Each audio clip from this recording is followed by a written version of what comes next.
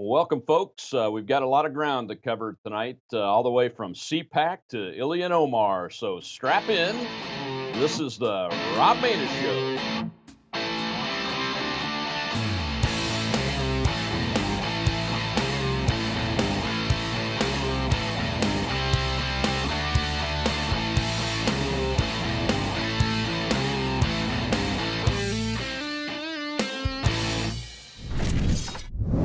Welcome to the show, folks. Today we've got a great guest, Mr. Drew Berquist, former counterterrorism officer, host of the Drew Berquist Show on Blaze TV and OpsLensTV, and a founder of OpsLens, and my boss. Drew, welcome to the show. We look forward to having you to discuss your experience at CPAC. I know you were up there, and I want to know if you were in the room when President Trump said bullshit live on the air and a whole bunch of other things. But I also want to talk about one of the tweets you sent out this morning. It starts with Rutro, and it's about AOC, Alexandra Ocasio-Cortez, getting in trouble with the Federal Election Commission.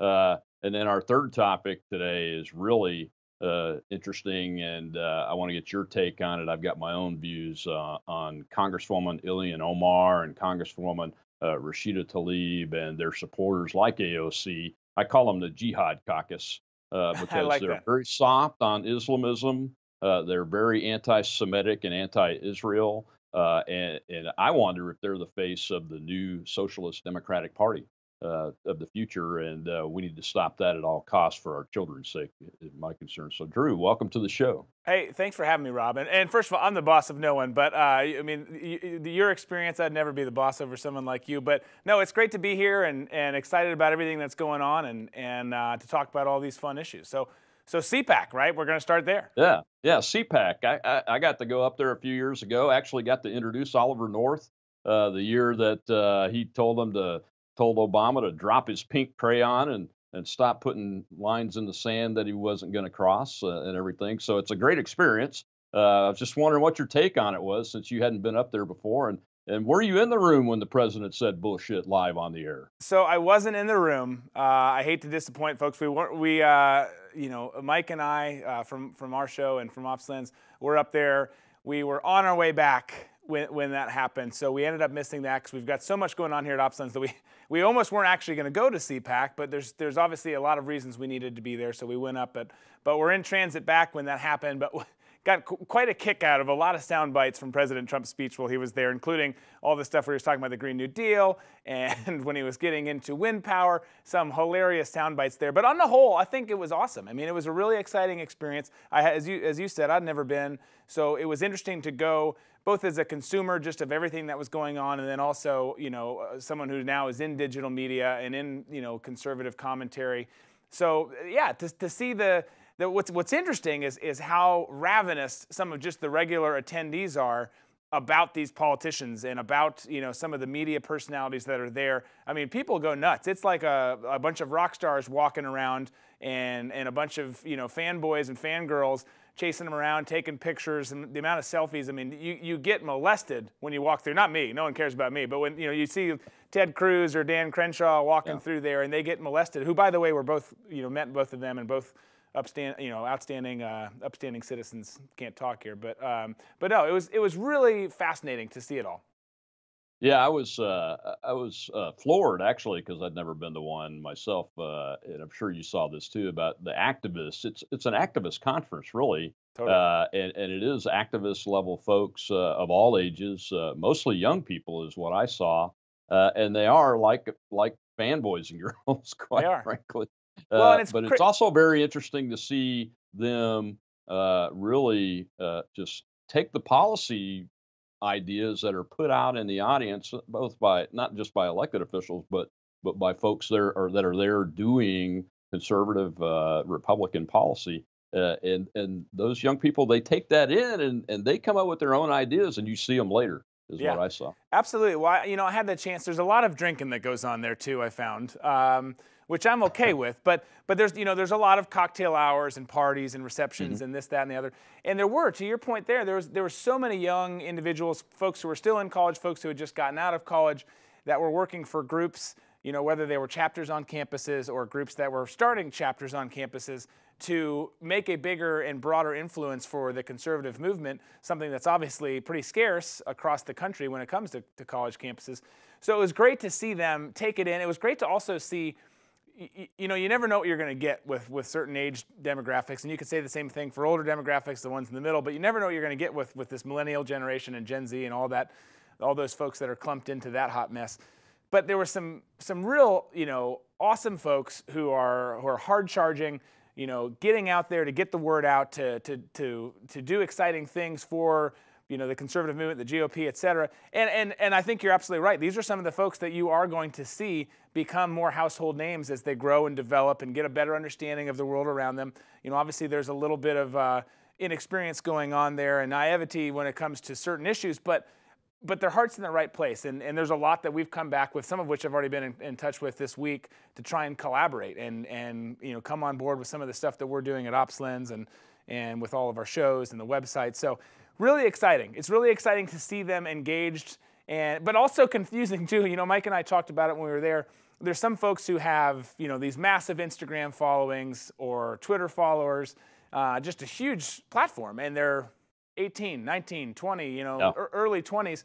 And some of them get the same response that some of these politicians do. They walk into a room and everyone just goes, flooding over to talk with them. And it's fascinating to see, but it's good to see because, as long as they can keep their head on straight and really start to understand how this world works and how they can make change and be a change factor for good, I think it's great. I think we need that young generation to come up and really get things, because you've got folks like AOC, who I know we're going to talk about later, but you've got folks like her who just clearly don't get the world. They don't understand what is happening around them. They don't understand what happened before they even came onto the scene and how we got here. And now they're spewing this rhetoric and these ideas that while some of them good-hearted, just they make zero sense and could never happen. Yeah, it is. It is great, and I look forward to seeing what else, who else comes out of organizations and conferences like CPAC and everything. Hey, Drew, you mentioned just briefly in the intro, you mentioned with everything going on with OpsLens. Give us a brief update. The Rob Maness Show is now out on the free app. So folks are watching it. It's available on the website, but give us some insight on what the status is of the rollout of the OLTV app and where we're going from here. Yeah, absolutely. So we're real excited. I mean, there's so many things going on here. Our heads are spinning here, but it's all in good fun and all for good reasons. So when we started OpsLens, it was obviously print. We knew print commentary. We knew that we would get to this point, and had some of our programming, like yours, on different platforms, knowing that we wanted to get to this point. And now we're here, and we're about to expand, beyond the shows that we have, the Drew Berquist Show, the Rob Maness Show, Happy Hour, some of our premier offerings. Yours, of course, like I just said, being in there because it's an awesome show, and I'm thrilled to be here. But we're expanding beyond that. We're adding 12 additional shows. We're going to be, by the end of April, don't hold me exactly to that, but thereabouts, by the end of April, up to 15 shows on the network and growing. The partnerships we're working with outside of the OpsLens family to help grow it are super, super exciting. And our big thing is this. We wanted to make this free.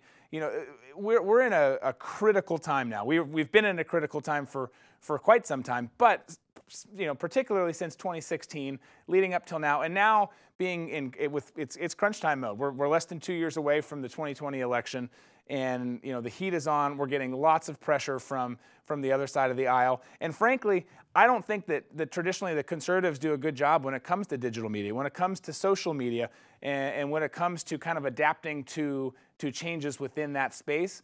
So our big thing is we want to get this out. We want to get the app that's available on all devices. You can watch it on Apple TV, Roku, Amazon Fire Stick, Samsung smart TVs, obviously your phone and your computer, and more devices that are coming. But you can see it on all these devices, and you can do it for free. I think that the subscription model has its flaws. I think there's some benefits to it, and it works certainly very well for others.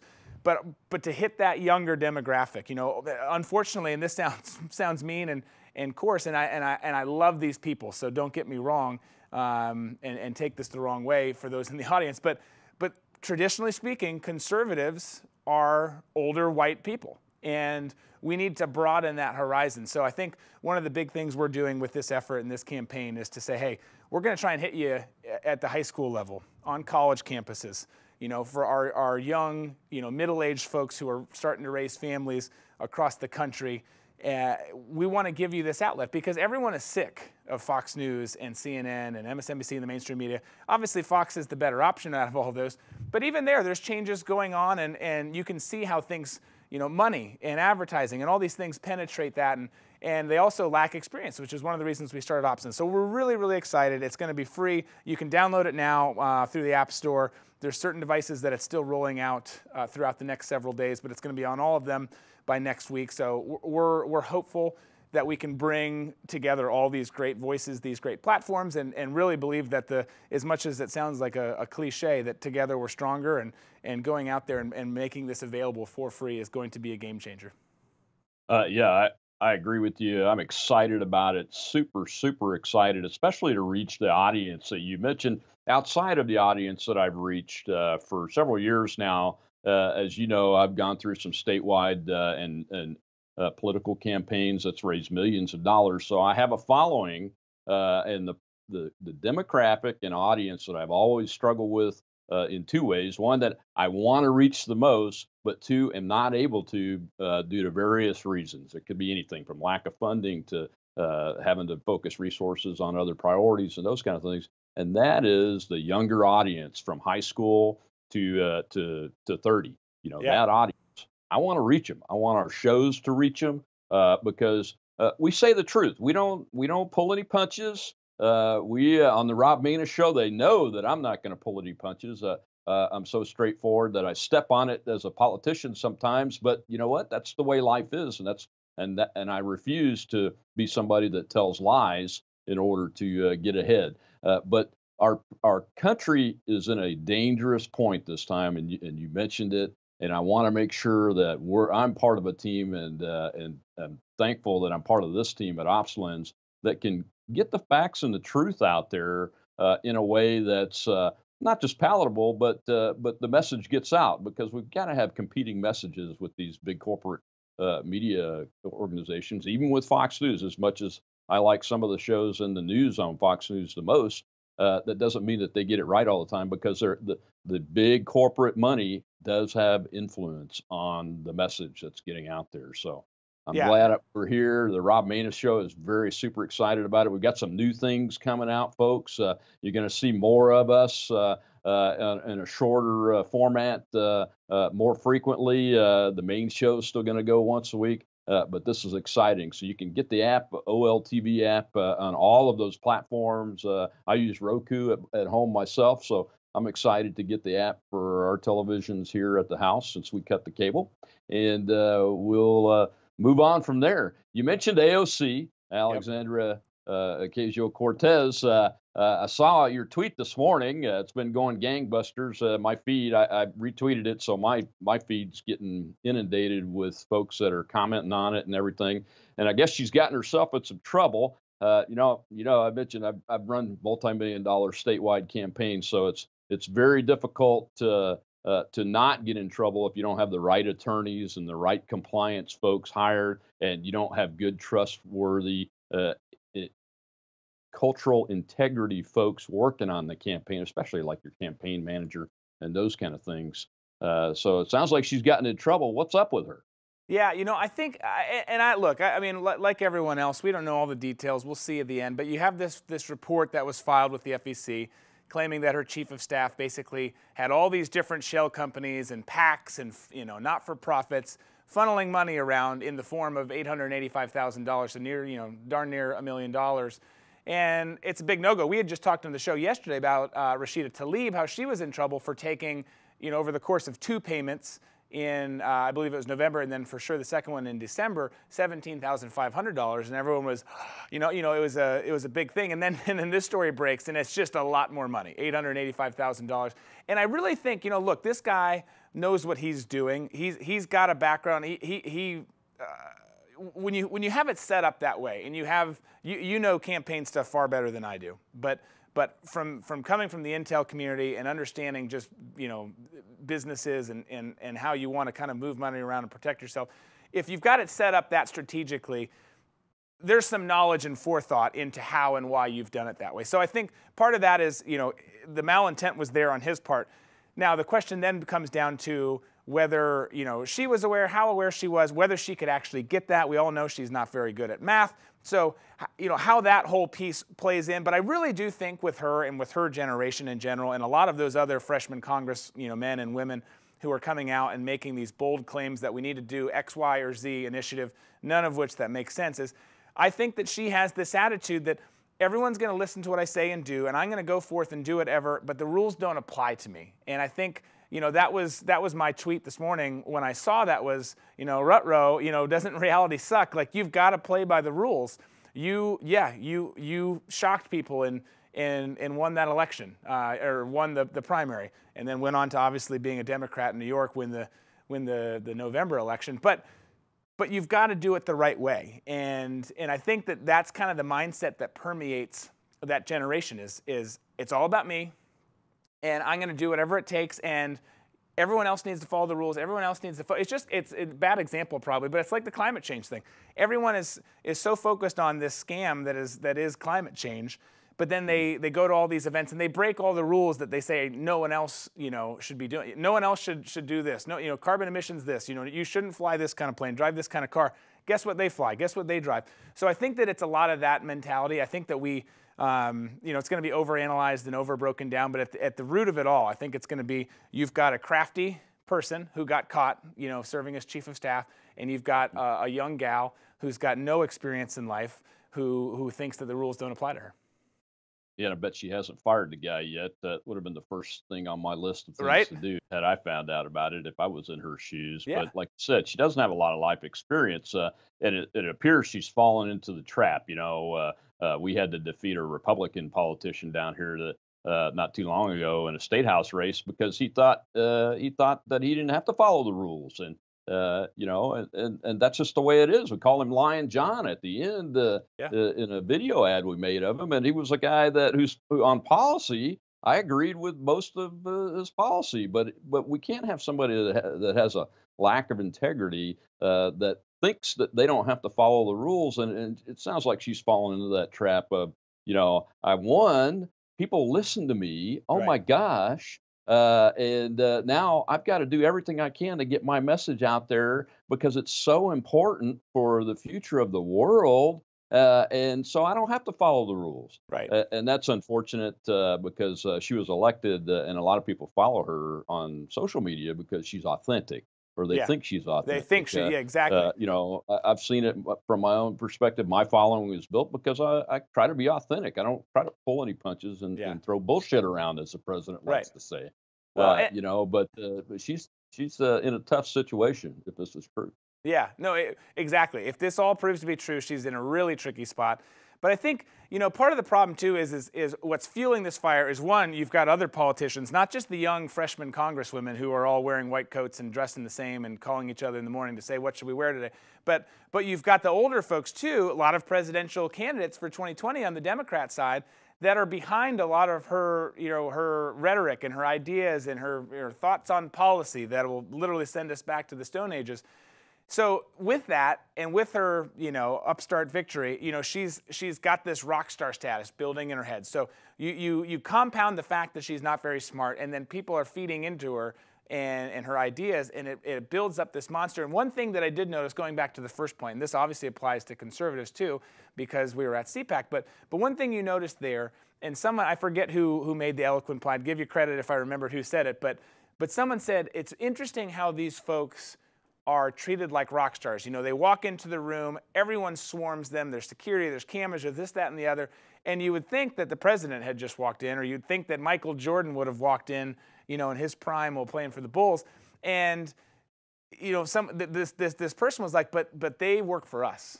They are our elected officials who, we want their, hopefully being people with, high standards, integrity, and going to get stuff done for this country to make it a greater country. But they fall into this rock star status. And I think that she's going down that road where she now thinks that she's untouchable.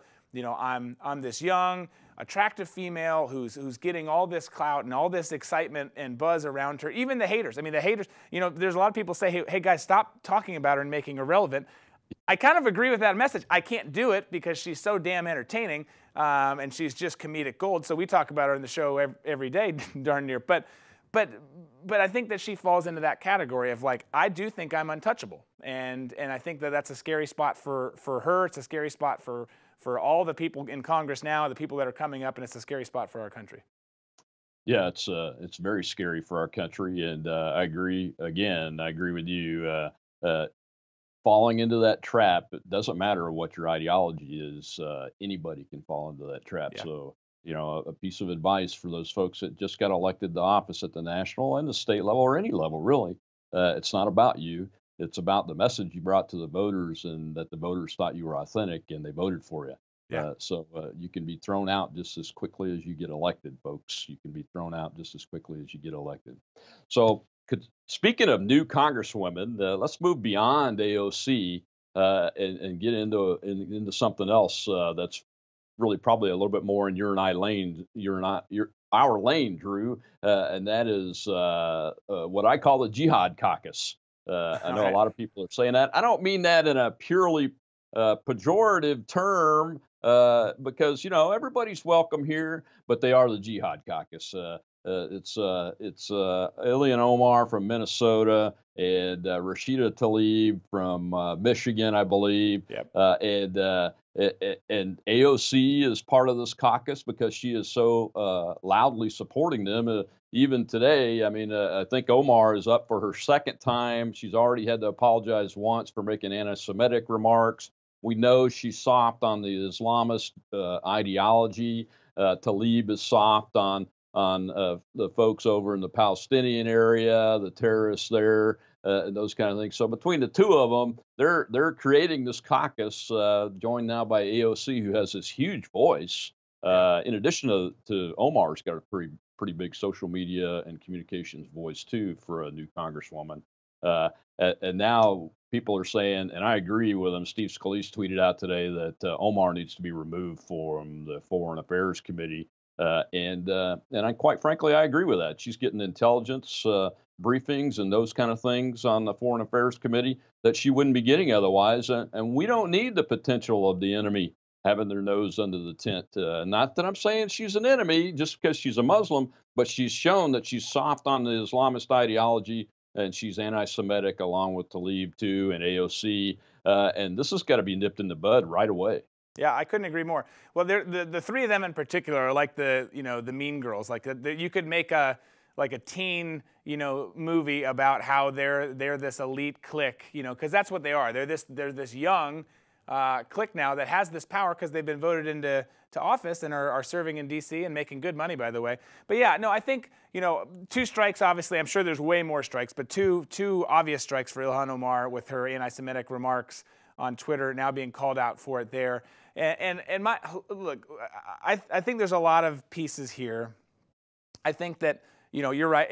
AOC is defending her. There's literally a pack mentality going on there. Like I think that there's not much that any one of the three of them could say. Where right now, eventually those relationships will get fractured somehow along the way. But right now, there's not much you could say where those three, and then several others in the periphery as well, are going to step up and back their friend and colleague.